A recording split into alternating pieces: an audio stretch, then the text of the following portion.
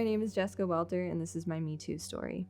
I think I was about 6 years old, and I was staying the night at my best friend's house, and we had a family friend.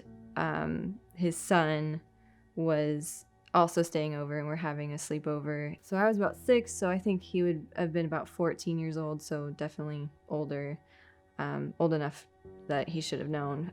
I just remember he was keeping me up all night, and I was really irritated and annoyed. I just remember being really, really tired, and I just kept asking. I was like, can you just let me go to sleep? And finally he said, I'll let you go to sleep if you do these things for me.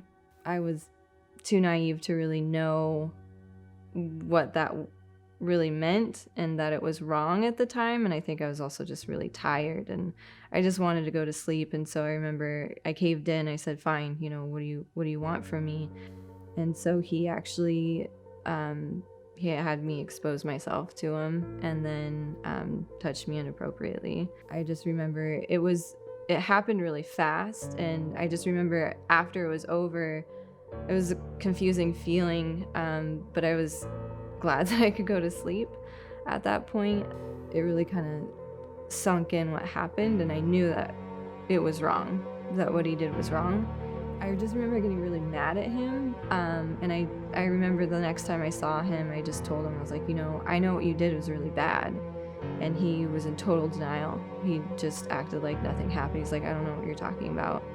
And but there was also a part of me that didn't want to create conflict between our parents, even though it had nothing to do with them and it wasn't their fault. I think there was just a resistance to really open up about it, so I've actually kept it to myself. My parents were over earlier today, and my mom was asking me what this interview was for, and I told her that something happened a long time ago, and she's like, is it somebody I know? I said yes. She's like, well, if you can do this interview, will you tell me one day?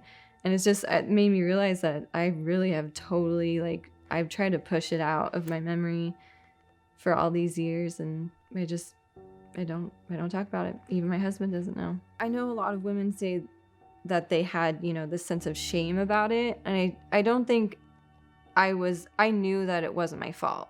I knew what happened wasn't my fault, and I knew that it wasn't something for me to be ashamed about. I felt the opposite. I felt like it was something he should be ashamed about. And I think the denial kind of threw me off a little bit. But more than anything, I think I just focused on not acknowledging it because I didn't want it to define me as a person. If anything, I wanted to overcome it and be not empowered by it, but be stronger because of it, because I've gone through something like that. What people have a hard time understanding is it doesn't have to be a violent incident. It doesn't have to be physically forced for it to be an assault or for it to be a harassment. And just knowing the signs and looking out for it and looking out for each other. Just as a whole, as a society, we should know that that type of behavior is not okay, that it's not acceptable. We need to take responsibility on ourselves too to help each other and make sure that doesn't happen. If you see somebody who doesn't have control over the situation, who need help, to help. It's not that hard.